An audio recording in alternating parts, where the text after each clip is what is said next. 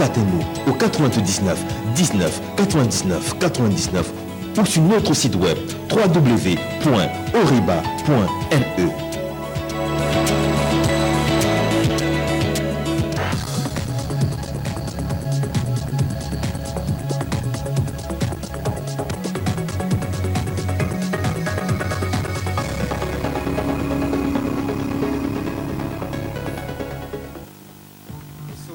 De cette édition de 12 août dernier, la ville de Dan Issa, c'est de la région de Maradi, a connu une violente manifestation des habitants qui contestaient contre l'exploitation du concacage d'une carrière. À suivre les échos dans ce journal. Et puis la fondation Gouri Vue Meilleure de la première dame Aïssata Issifou a procédé hier matin à une remise de dons à l'hôpital régional de Dosso. Objectif renforcer l'amélioration de la santé de la population. Et puis, ouverture depuis ce matin au siège du SNAT d'un atelier national de réflexion sur la situation de l'enseignement supérieur, une initiative du comité directeur de l'USN. Mesdames, Messieurs, bonsoir et bienvenue à toutes et à tous à cette grande édition d'information de la télévision Dunia.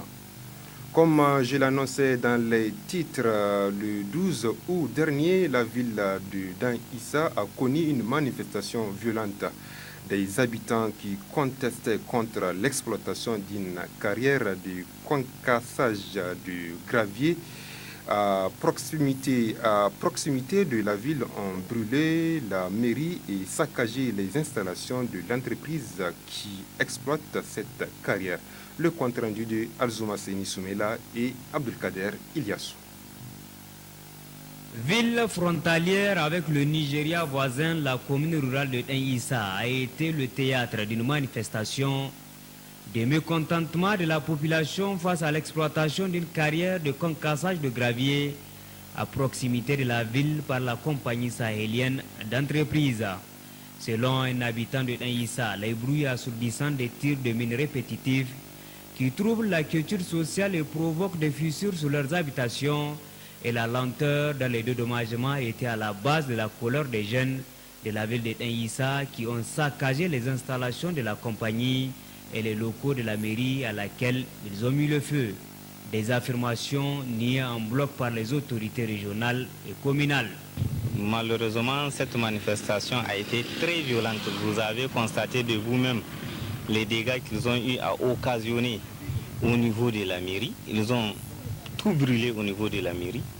Et ils ont aussi brûlé la moto 125, DT 125 de l'état civil. Ils ont endommagé la moto du SG. Moi, mon bureau, tous les papiers étaient brûlés.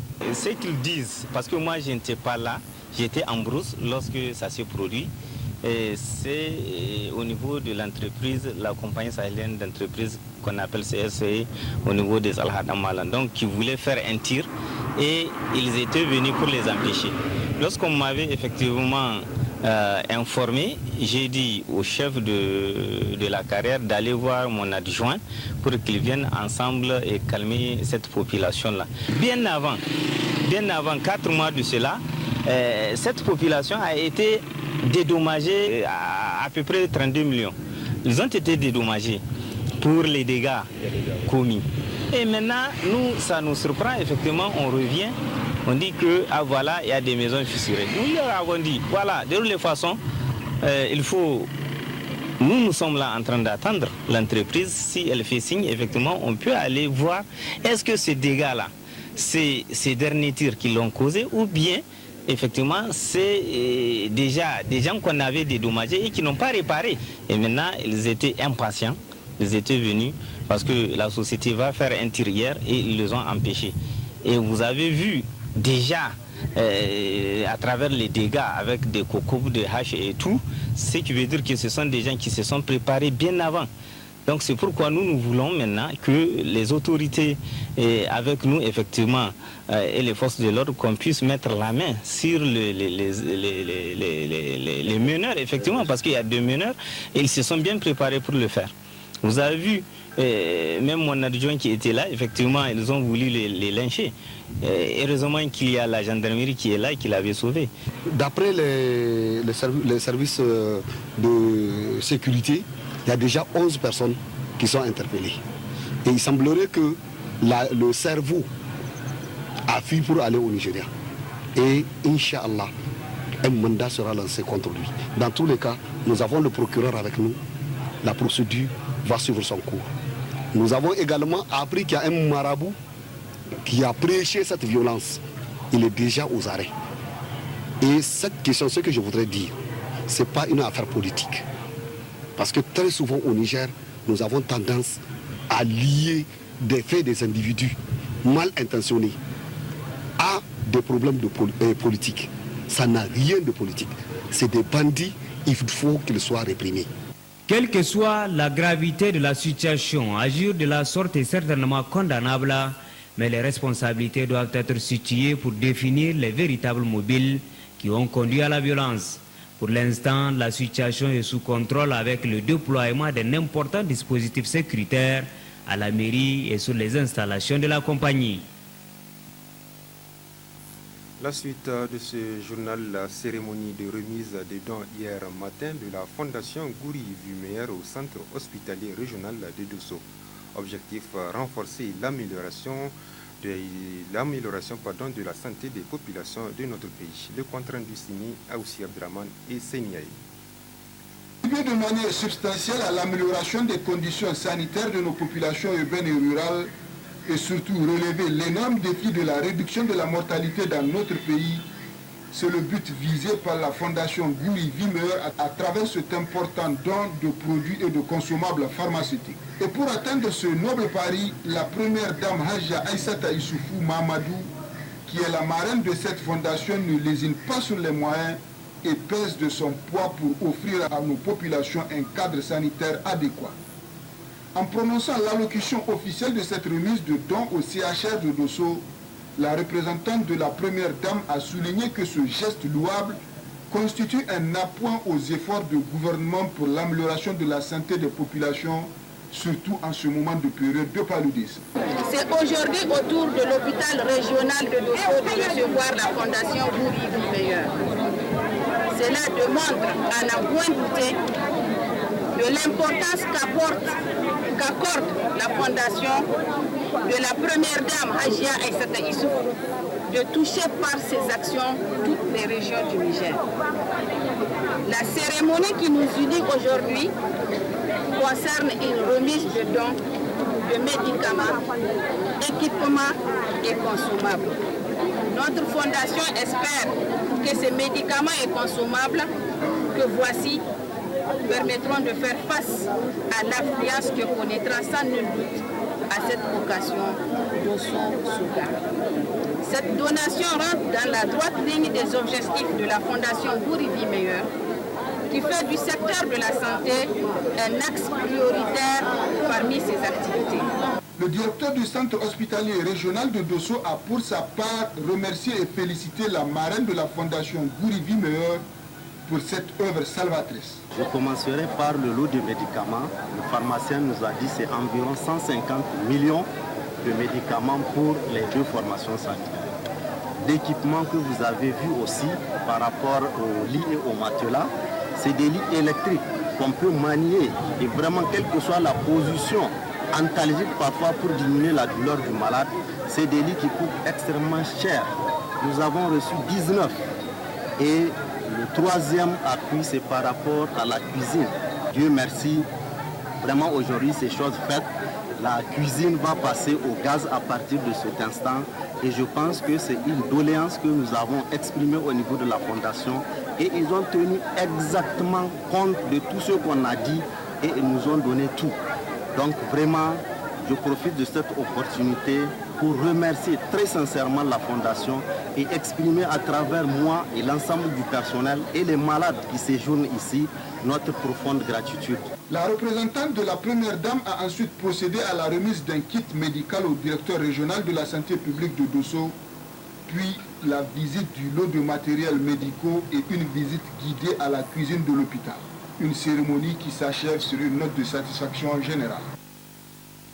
Santé toujours, le phénomène prend de plus en plus de l'ampleur. Il s'agit de la prise de poids observée notamment chez les femmes. Quels sont les facteurs qui concourent généralement à la prise de poids? Élément de réponse avec Dr Ilyassou Menassara. Il est spécialiste de gestion des ressources sanitaires. Les facteurs qui favorisent la prise de poids sont donc de plusieurs ordres. Vous avez d'abord les facteurs alimentaires. Les facteurs alimentaires, c'est la consommation excessive des aliments et surtout des aliments graisseux. Les aliments graisseux, vous savez, une fois qu'ils sont en tout cas consommés au-delà des besoins de l'organisme, ils sont mis en réserve sous forme de graisse. Il y a également la consommation excessive du sucre. Et ce sucre, si l'organisme pue ce qui est nécessaire pour son fonctionnement, le reste est mis sous forme de réserve. Et c'est ces réserves-là qui constituent la masse graisseuse et ça entraîne la prise de poids. L'autre facteur, c'est la sédentarité. La sédentarité, c'est vraiment les gens qui ne font pas le sport. Ils mangent beaucoup, ils ne font pas de sport.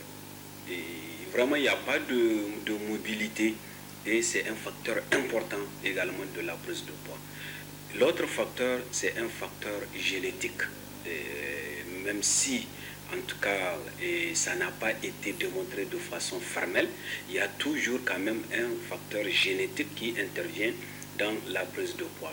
Tantôt, c'est la mère ou le père qui a un poids important, qui est géant. Et du coup, ça se répercute sur les enfants. Vous avez des enfants qui peuvent être vraiment obèses ou en tout cas d'autres sont chétifs.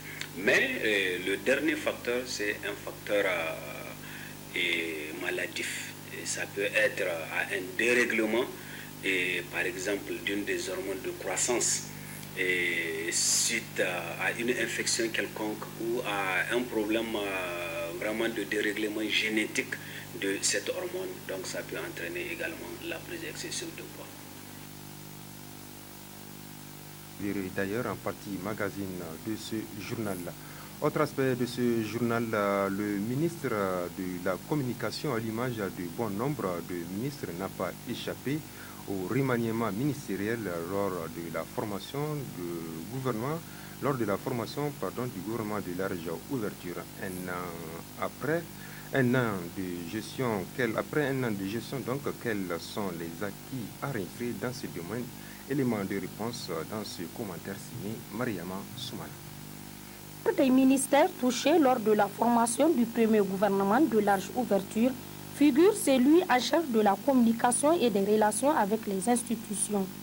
Ce ministère va à la faveur de ce remaniement voir la nomination à sa tête du sieur Yahouza Sadissou, qui succède ainsi à Salifou Labo-Boucher. Au nombre des acquis à relever au titre de ce département ministériel, en un an de gestion, l'on retiendra l'ouverture de la première audience publique de validation des cahiers de charges des télévisions et radios privées communautaires. Un événement qui marque d'une empreinte indélébile l'histoire des médias audiovisuels au Niger, car intervenant 21 ans après l'adoption de l'ordonnance 93-31 du 30 mars 1993 portant sur la communication audiovisuelle au Niger. Ces cahiers de charges ont pour avantage, entre autres, de permettre aux médias nigériens d'exercer dans la plus grande légalité et dans un environnement assaini. Le processus de la mise en application de la convention collective de la presse connaît également une avancée significative, avec notamment la tenue en juin dernier d'un atelier de vulgarisation de la dite convention. Un vœu cher aux professionnels des médias, car sa mise en application permettra à coup sûr l'amélioration des conditions de vie et de travail des hommes de médias. Un véritable défi que s'est fixé le ministre Yahouza Sadissou, ayant lui-même fait de ses preuves dans le domaine de la presse. Cependant, la formation du gouvernement d'union nationale n'a pas que contribué à détériorer le climat politique au Niger. Son impact s'est également élargi au monde des médias, créant ainsi un climat de méfiance, de crainte et d'accusation mutuelle entre hommes politiques et journalistes censés pourtant être des partenaires privilégiés de tous les jours. L'on a par exemple assisté entre janvier et février à des vagues d'arrestation de certains journalistes de la presse privée ainsi que des acteurs de la société civile, recentrant ainsi le débat autour de la loi sur la dépénalisation des délits commis par voie de presse et la problématique de la liberté de presse au Niger. Rencontre hier après-midi à la maison de la presse entre l'expert en technologie de l'information et de la communication de l'UMOA et les hommes de médias du Niger. Cette rencontre s'inscrit dans le cadre de la mission d'information et d'évaluation sur le processus de la transition numérique des chaînes de télévision au Niger. Suivez plutôt. Cette rencontre entre les hommes de médias nigériens et l'expert en technologie de l'information et de la communication de la Commission département du développement de l'entreprise, des télécommunications et du tourisme des pays membres de l'Union économique et monétaire ouest-africaine UEMOA s'inscrit dans le cadre de la mission d'information et d'évaluation sur le processus de la transition numérique des chaînes de télévision au Niger. Dans le cadre de cette mission d'information et d'évaluation, j'ai rencontré beaucoup d'acteurs, pratiquement tous les acteurs de la transition numérique au Niger. J'ai rencontré les organes de régulation, le CSC, l'ARTP, j'ai organisé le ministère du Plan, le ministère du Commerce, la douane.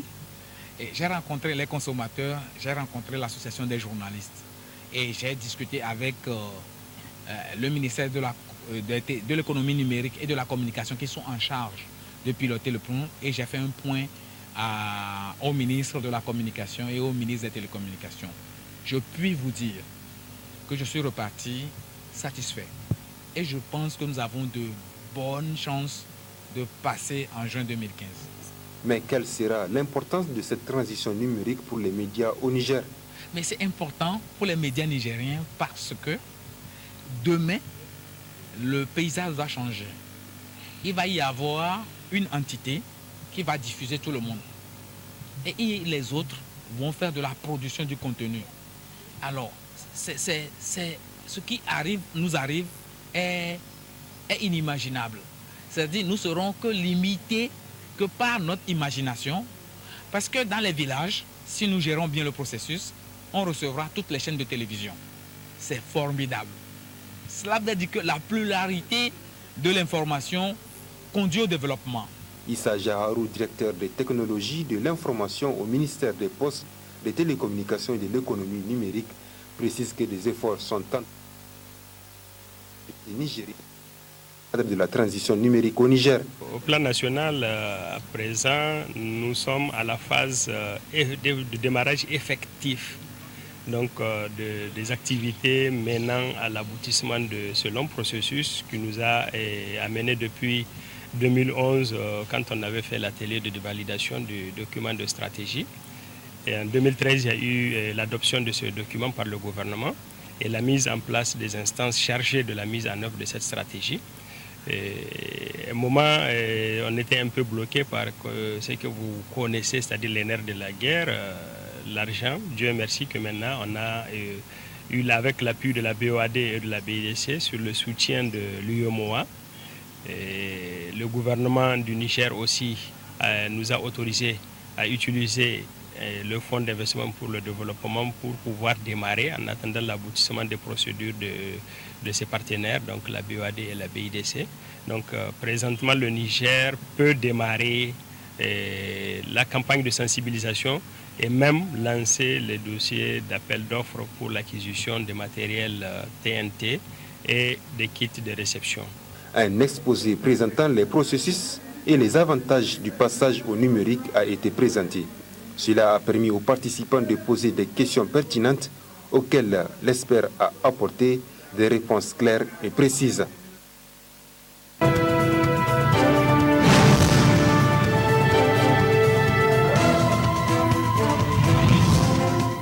Voilà, comme vous l'aviez constaté, chers téléspectateurs, nous avons donc un invité sur ce plateau. Il s'agit de M. Sido Mokhtar. Il est donc chef service géomarketing Move Niger. Donc, M. Mokhtar, vous êtes donc ce soir sur le plateau de la télévision Dunia. Et quel message souhaitez-vous apporter aux téléspectateurs? Ok, merci beaucoup à la télé Dunia de nous avoir encore, de nous ouvrir encore ses portes pour nous adresser à la population nigérienne. Donc en effet, je viens au nom de la direction générale vous présenter une nouvelle offre lancée ce mercredi 13 août 2014. Cette offre est dénommée Move Région.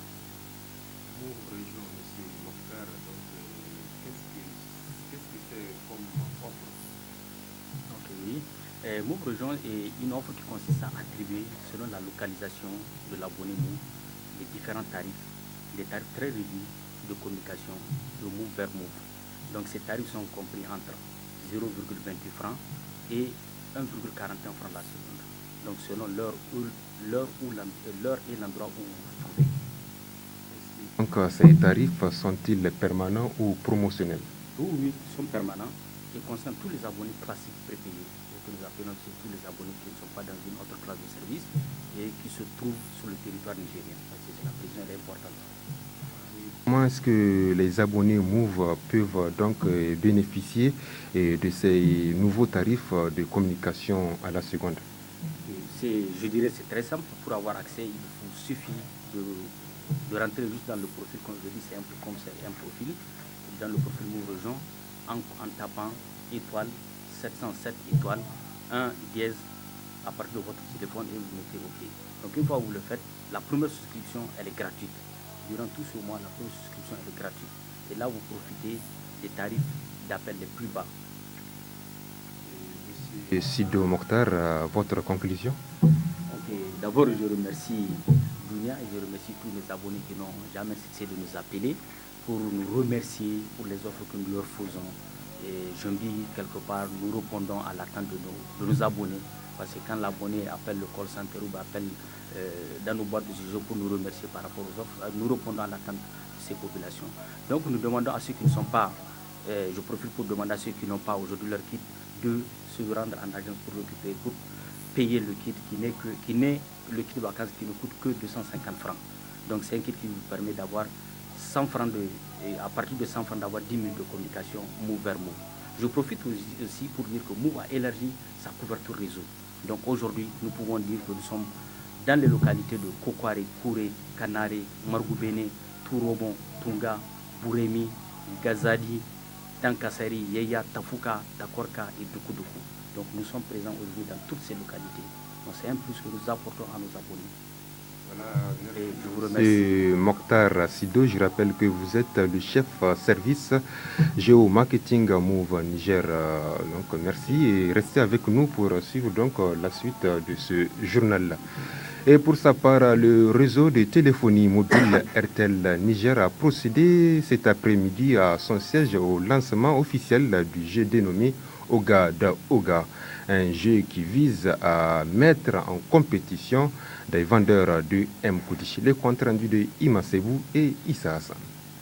À travers cette cérémonie, le géant de la téléphonie mobile RTL Niger lance officiellement le jeu concours Oga da Oga à l'intention des vendeurs de M-Koudi. Ce jeu qui mettra en compétition les vendeurs de M-Koudi dans 4 zones, à savoir la zone centre-est-est, Maradi, Zender, Difa, la zone centre-ouest, Dosso, Tilaberi, la zone centre-nord-nord, Tawa, Agadez et Niamey, vise à motiver ces vendeurs dans la distribution et la vente du crédit M-Koudi d'RTL Niger. Le directeur de vente d'RTL Niger a apporté quelques éclaircissements par rapport à ce jeu concours. Ce qu'on a prévu pour nos partenaires, c'est-à-dire vous en l'occurrence, c'est un challenge qui consiste à vraiment rémunérer ou récompenser les meilleurs en termes de transactions ou de vente de M-Koudi. Cette fois-ci, on l'a fait par zone, c'est-à-dire il n'y aura pas un concours global, mais on va le faire par zone. Maki Mamoudou, distributeur manager à RTL Niger, a par la suite procédé à une explication détaillée de ce jeu challenge initié par RTL Niger au profit des vendeurs de M-Koudi. La compétition consiste à bénéficier des points à chaque fois que le point de vente vend du M-Koudi aux clients finaux, ou bien il fait le retrait, c'est-à-dire le client final vient vers le point de vente pour récupérer de l'argent cash et il lui envoie du M-Koudi, c'est ça le cash out qu'on dit. Ou bien si le point de vente paye des factures, ou bien si le point de vente transforme le M-Koudi en recharge, c'est-à-dire chap-chap. Et enfin, le point de vente gagne des points quand il vend du M-Koudi sous forme de crédit de communication aux clients finaux. Donc, 50 points sont nécessaires pour pouvoir participer à ce challenge. Et une fois que le point de vente est éligible au challenge, c'est-à-dire il fait les 50 points par mois, on les classe et on prend les 10 premiers qu'on récompense en l'argent cash et en M-Koudi. Et l'argent varie de 20 000 francs jusqu'à 300 000 francs. Ensuite, à la fin du challenge, c'est-à-dire au 3e mois, le meilleur point de vente de chacune de ces zones que j'avais citées gagnera 1 million de francs CFA. Ce jeu challenge Ogada Oga d'Airtel Niger lancé ce 15 août 2014 se poursuivra jusqu'au 15 novembre 2014. À l'issue du jeu, les plus performants dans l'achat et la vente du M-Koudi recevront de super lots dont la super cagnotte est composée d'une somme de 1 million de francs CFA. Qui remportera le titre d'Oga 2014? C'est le défi que Airtel Niger vient de lancer aux vendeurs de M-Koudi des 4 zones concernées. Autre aspect de ce journal, la signature de protocole d'accord hier après-midi entre le ministère du Plan et une délégation venue de Singapour. Un protocole d'accord qui vise à mettre en œuvre un schéma d'aménagement du territoire et d'urbanisme afin de faire face à la croissance urbaine. Le compte rendu de Aïssa Ibrahim. Cette première visite d'une forte délégation de Singapour fait suite à la visite d'État du président de la République du Niger à Singapour en janvier dernier. Cette mission a pour objectif de discuter avec le ministère du Plan sur la mise en œuvre d'un programme de coopération avec Singapour. Une coopération qui va porter essentiellement sur 3 domaines principaux. Cette coopération va se réaliser essentiellement sur 3 domaines principaux. Un accent particulier sur les questions liées à la formation technique. Et nous voulons mettre en place avec Singapour un grand programme de formation professionnelle et technique. Nous avons également retenu de mettre en œuvre immédiatement avec Singapour un programme d'aménagement du territoire et la mise en place d'un certain nombre de schémas directeurs d'urbanisme, en particulier en ce qui concerne Niamey et les autres chefs-lieux de région. Nous sommes obligés maintenant de faire des rattrapages importants et vous voyez d'ailleurs tout le programme qui est mis en œuvre dans le cadre du Fonds de Renaissance sur Niamey-Niala et toutes les questions d'infrastructure qui sont en cours de mise en œuvre dans la ville de Niamey. Un programme qui s'avère important car il n'y a ni le schéma directeur du territoire ni celui d'aménagement du territoire depuis 2003. We have just ended our first visit to Niger from Singapore. There are 2 main areas that we will look at developing proposals for Niger. Nous venons juste de terminer notre première visite officielle au Niger. Il y a 2 domaines que nous allons travailler ensemble avec le gouvernement. The first area is in the area of master planning. Le premier projet que nous voulons travailler ensemble, c'est concernant le plan directeur du pays et le plan conceptuel du pays. The second area is in education for vocational and technical. Le deuxième secteur concerne l'enseignement supérieur, l'enseignement technique, professionnel et technique. With the President, His Excellency of Niger. Nous avons eu une discussion avec son Excellence, le Président de la République, quand il était à Singapour en janvier. Et nous avons identifié ces 2 secteurs que nous pensons que Singapour peut contribuer au développement économique du Niger. La signature de ce protocole d'accord contribuera au développement économique du Niger, au développement des ressources humaines et au renforcement des capacités du peuple nigérien. Un protocole d'accord qui sera effectif dès octobre prochain. Ouverture ce matin donc dans les locaux du 4e arrondissement communal des assises d'un atelier dit de formation des personnels du transport urbain sur la paix et la tolérance, organisé par l'ONG Fondé Mabori en partenariat avec le programme PDF2. Le dit atelier a pour objet de contribuer à la promotion des comportements de tolérance et de paix entre citoyens. Compte rendu Moudi Moussa et Soumela Dandi. Ils sont au total 50 conducteurs de taxi et Faba ainsi que des jeunes issus du 4e arrondissement communal de Niamey à bénéficier de cette formation initiée par l'organisation non gouvernementale Fondé Mabori, un atelier dit de formation à l'intention de professionnels des transports urbains entrepris sous le thème fédérateur non à l'extrémisme violent et dont l'objectif visé est de contribuer à la promotion des comportements tolérants et de paix entre citoyens. En effet, les jeunes sont fortement impliqués dans les accidents de la route car chaque jour dans le monde on dénombre plus de 1049 jeunes de moins de 25 ans tués à la suite d'accidents de la circulation routière en tant que piétons, cyclistes, motocyclistes et passagers des transports en commun. Bien qu'animé par des jeunes, notre ONG a son actif plusieurs actions.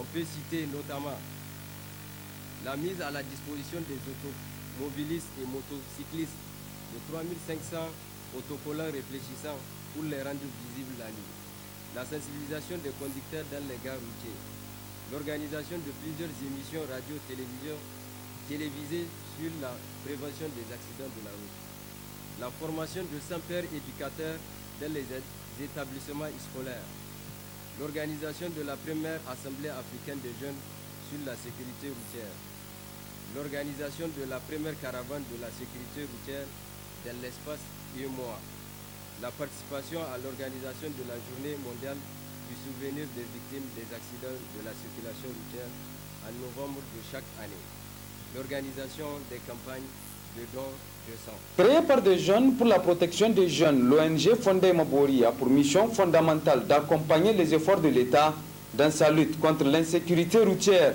Pour le coordinateur du programme PDF2 se présente atelier visant l'amélioration des conditions de sécurité sur les différentes routes du pays intervient à point nommé. Ce projet rentre dans le cadre de la promotion et le renforcement de la résilience des communautés face à l'extrémisme violent. L'extrémisme violent sera le thème de la formation de ce matin sur les facteurs qui poussent et les facteurs qui tirent vers cet extrémisme violent et quel est le rôle que vous jouez dans l'atténuation de cet extrémisme violent par un comportement de tolérance sur les routes. Et au sein de sa présence, l'éclat de la présente cérémonie, le maire du 4e arrondissement communal de Niamey s'est dit fortement réjoui du choix porté sur sa commune pour abriter le lancement de cet ambitieux projet. Ahmadou Adamou Ali s'est par la suite largement apaisanti sur la situation peu reluisante de la sécurité routière au Niger. Eu égard à tout ce qui précède, et compte tenu de la situation alarmante au Niger, qui enregistre l'un des taux d'accidents graves les plus élevés de l'Afrique de l'Ouest, avec un taux de gravité de 37,4%, il est urgent d'initier des actions visant à réduire les accidents de la circulation dans nos centres urbains. C'est pourquoi je félicite vivement cette initiative de l'ONG Fondé Mabori qui, depuis sa création en 2008, ne ménage aucun effort pour sensibiliser les usagers de la route dans le seul but de réduire les accidents dans notre pays. En témoignent ces journées de formation et de sensibilisation des professionnels des transports urbains de notre arrondissement. 2 jours durant, les participants aux présentes assises seront édifiés autour des thématiques axées sur la vitesse, le port du casque, le port de la ceinture de sécurité ou encore l'alcool au volant pour ne citer que cela. Parlons éducation à présent pour signaler cette ouverture donc ce matin au siège du SNAD d'un atelier national de réflexion sur la situation de l'enseignement supérieur au Niger. Un atelier initié par le comité directeur de l'Union des scolaires nigériens USN. Objectif, débattre des problèmes qui minent l'enseignement supérieur. Réfléchir sur les problèmes qui assaillent l'école nigérienne particulièrement l'enseignement supérieur confronté depuis un moment à un certain nombre de difficultés.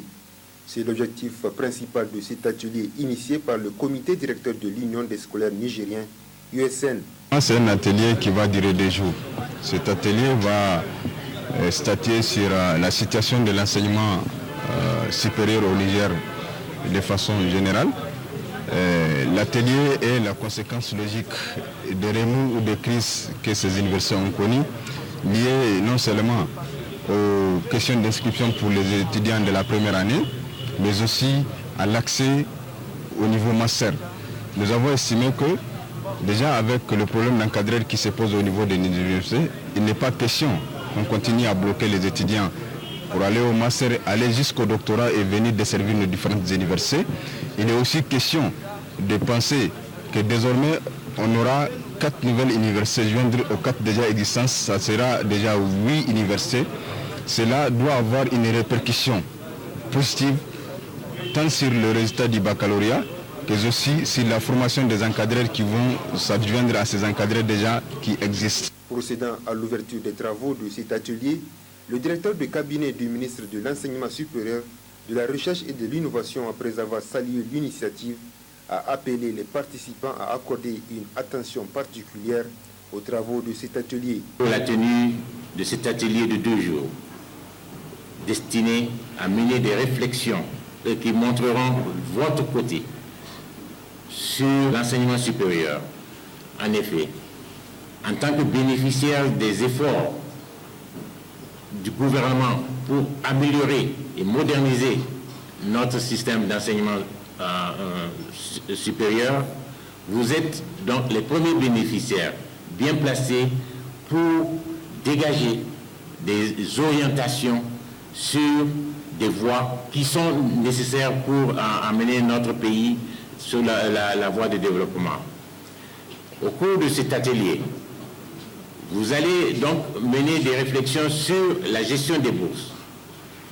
Et par rapport à cela, vous allez mener des réflexions sur une nouvelle voie qui consiste à utiliser le système de compte bancaire pour en fait l'acheminement de ces bourses.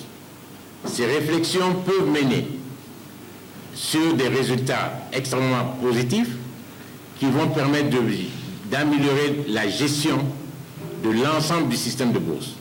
Sans investissement concret dans l'enseignement supérieur, aucun développement n'est possible, a-t-on coutume de dire.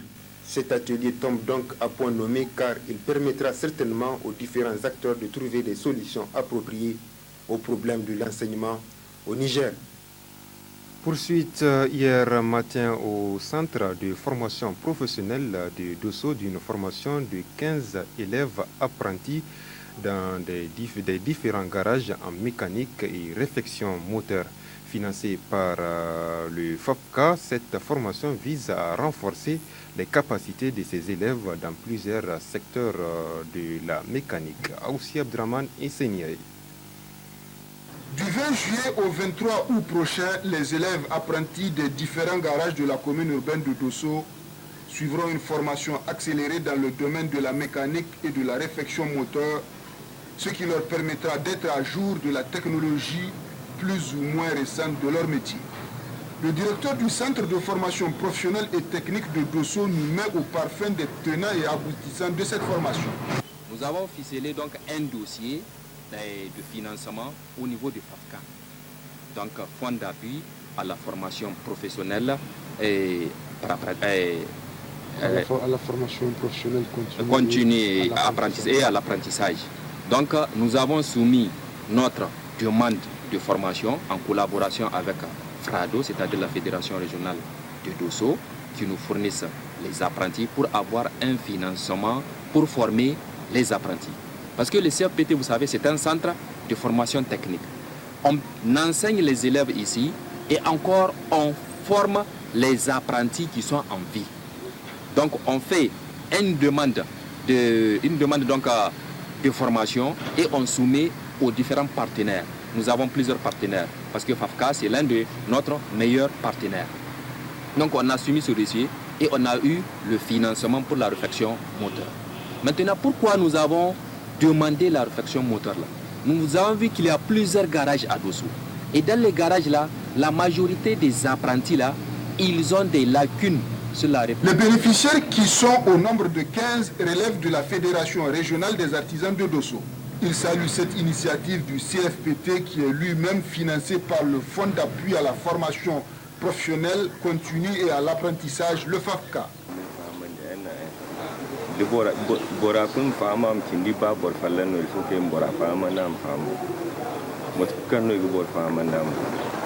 puis formation wallahi subhanahu majire mbono ninge compensaté di borone ya hin ko borone hani ko parce que garage kulu il faut que bora kulu garage kulu bu fam dam songo dai fam dai ko garage yake in fam ni bor yare sai matakan da haka ne harmanin kai ta bane.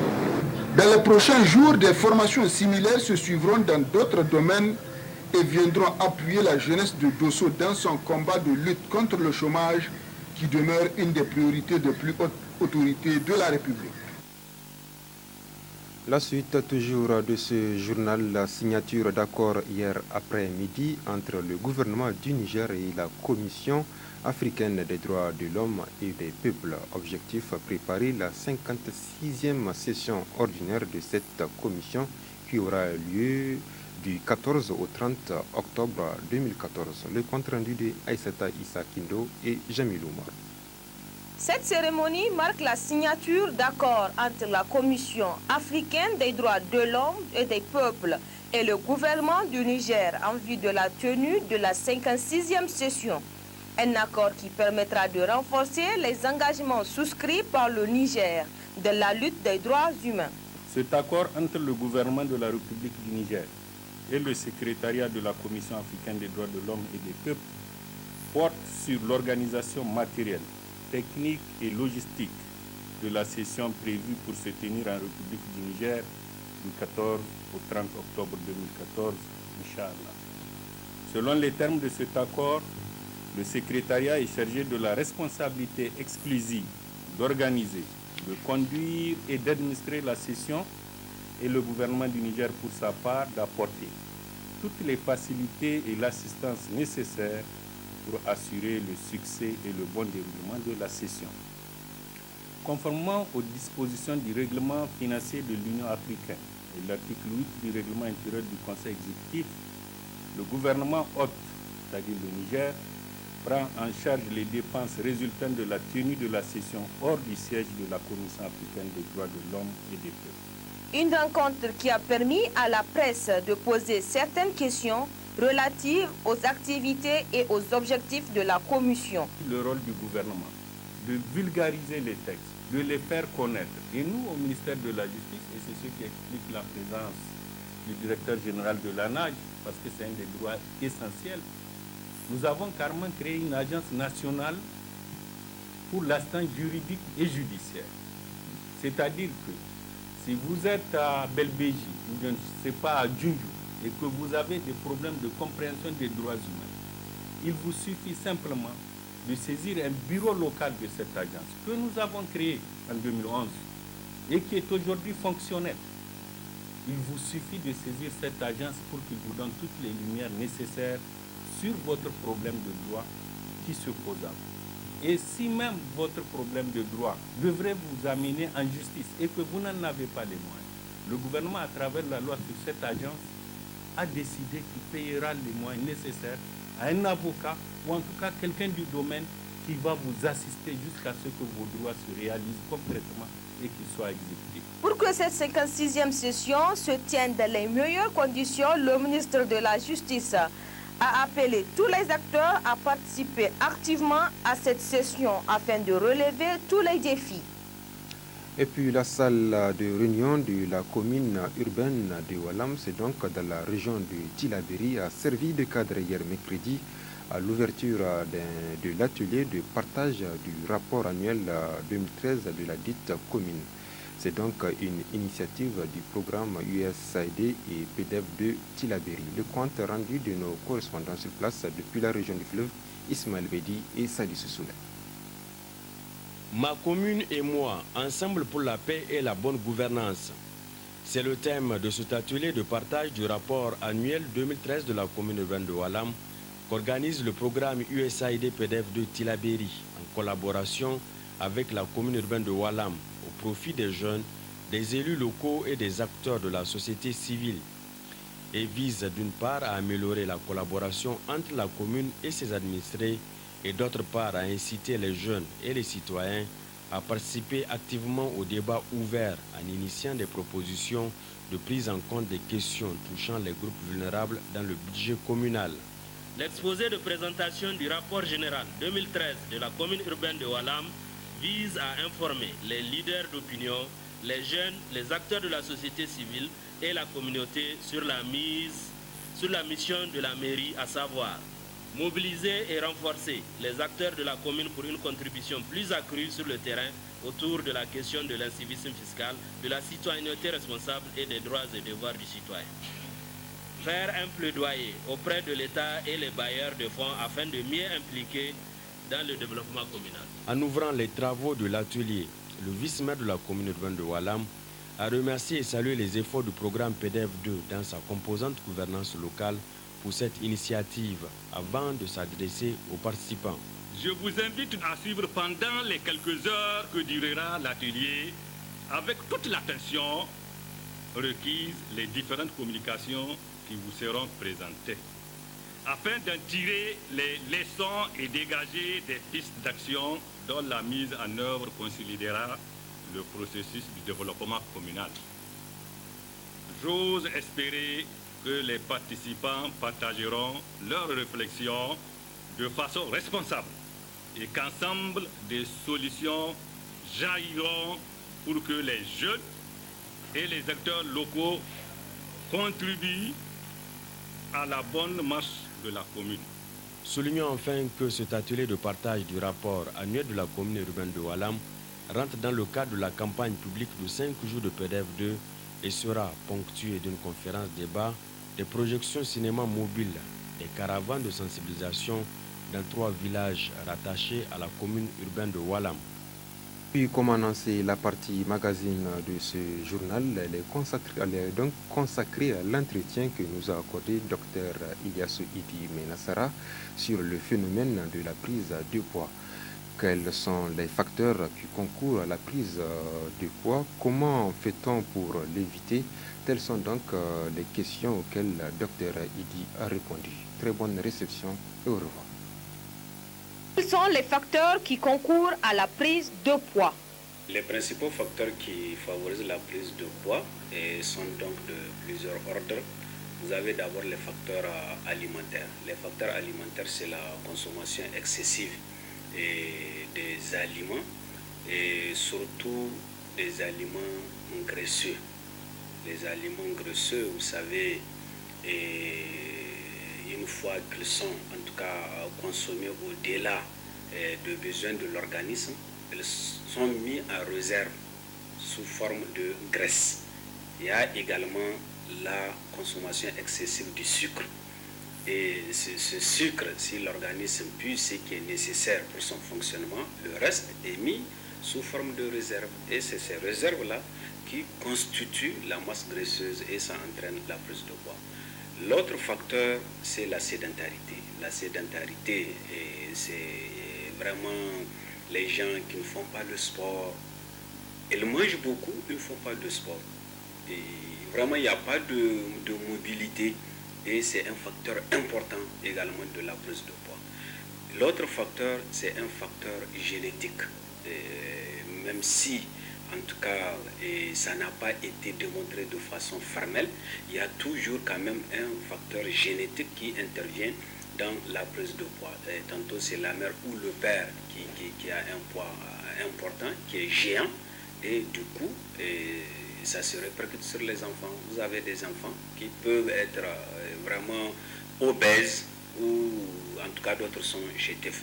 Mais le dernier facteur, c'est un facteur maladif. Et ça peut être à un dérèglement, par exemple, d'une des hormones de croissance suite à une infection quelconque ou à un problème vraiment de dérèglement génétique de cette hormone. Donc ça peut entraîner également la prise excessive de poids. Y a-t-il une différence entre une prise de poids et l'obésité? L'obésité, vous savez, on peut dire que la prise de poids est responsable de l'obésité. Parce que normalement, le poids de la personne doit être proportionnel à sa taille et en fonction de son âge. Mais malheureusement, on constate dans certains pays, il y a des gens dont, en tout cas, ils sont issus des familles obèses. Et du coup, comme déjà on a cité les facteurs génétiques, ça se répercute sur les enfants, ils donnent des enfants obèses. Mais aussi, il y a les conditions de vie. Les conditions de vie, l'aisance, la boulimie, les gens qui mangent de n'importe quoi. Et en tout cas, à tout moment, ils mangent vraiment au moins 4 à 5 fois par jour, où ils grignotent beaucoup. Et donc, c'est ça qui favorise l'obésité.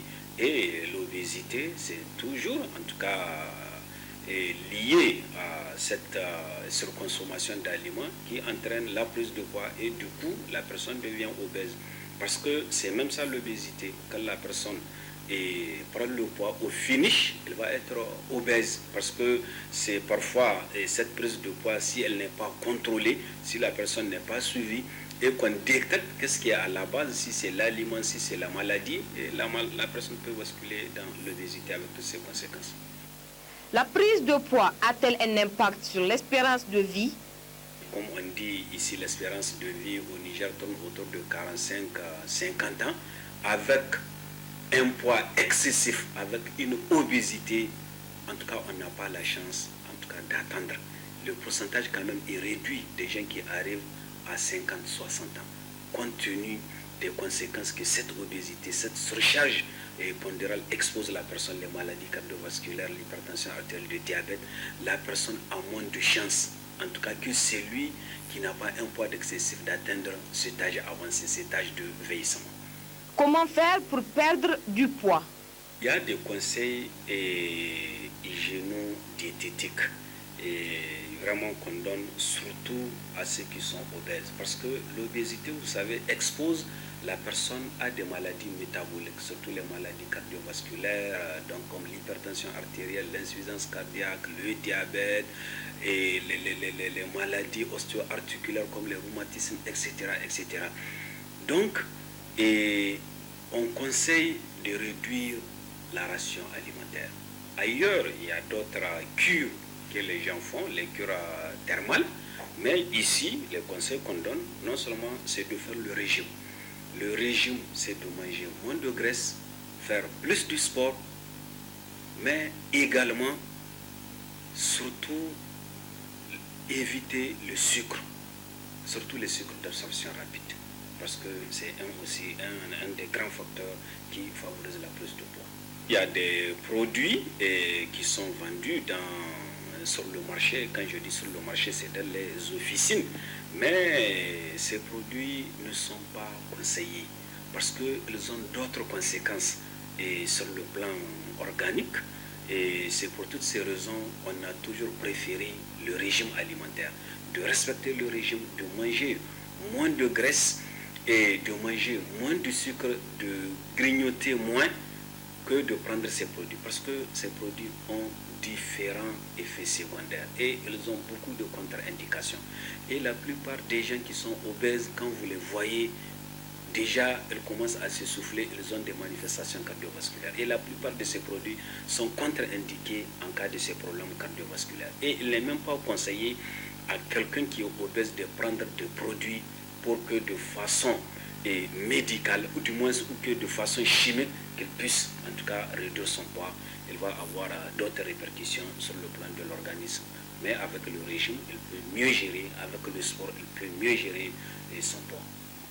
Quels conseils donnez-vous à la population? Les conseils, c'est surtout d'éviter la boulimie. La boulimie, c'est la consommation exagérée des aliments. Il faut éviter de consommer beaucoup de graisse. Il faut éviter de consommer beaucoup de sucre. Il faut faire le sport parce que le sport, c'est la meilleure arme pour lutter contre l'obésité. Il faut éviter la sédentarité. Il ne faut pas rester cloîtré dans le bureau pendant 24 heures et boire beaucoup de jus de fruits parce que ça contient beaucoup de glucides et on sait que le sucre est le facteur le plus important dans la prise de poids. Donc si vraiment les gens observent cette règle hygiéno-diététique, et je pense que même si ils ne réduisent pas complètement, quand même, s'ils font le contrôle régulier de leur pesée, ils vont constater une réduction, en tout cas importante, de leur poids, et ça va leur faciliter, en tout cas, leur vie quotidienne, et ils vont bien mener leur vie, et ils vont bien réduire, en tout cas, les risques des maladies cardiovasculaires, les risques des maladies métaboliques en eux.